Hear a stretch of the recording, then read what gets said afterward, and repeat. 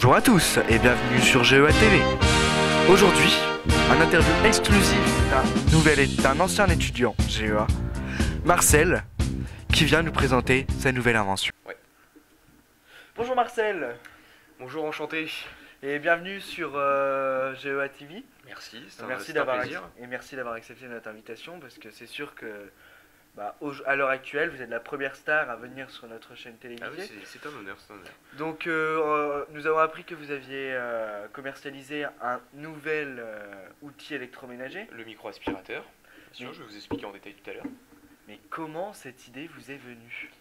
Le micro-aspirateur, ça m'est venu, disons, en deux phases.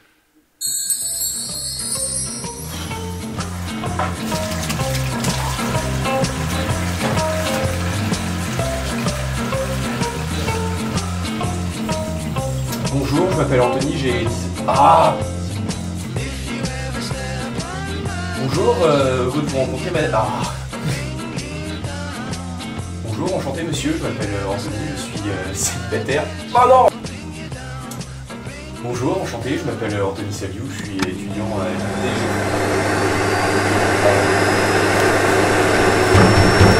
Bah non, putain! Arrête de passer l'aspirateur, j'ai mon entretien demain!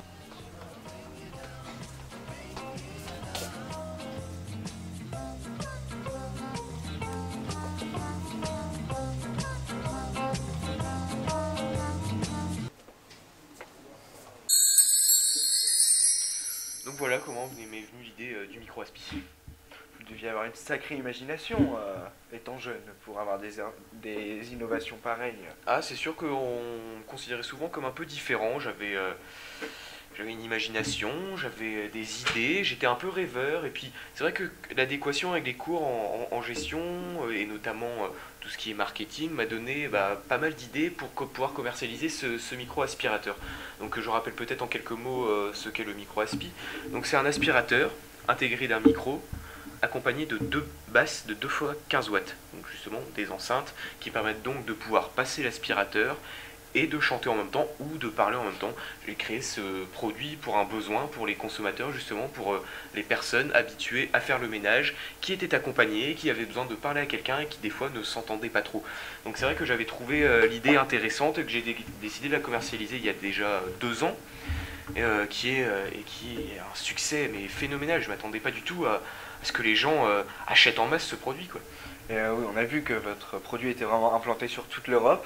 En Europe. Les consommateurs sont vraiment satisfaits, mais quand allez-vous passer à l'international? Parce que c'est une occasion pour vous de pouvoir vous implanter sur un marché d'aspirateurs sur l'international, conquérir d'autres marchés, par exemple comme les États-Unis, la Chine ou la Corée, par exemple. Écoute Eric, tu as bien raison de me poser cette question, puisque j'ai décidé avec mes collègues, puisque j'ai créé une boîte, mes collègues de pouvoir m'implanter en Chine.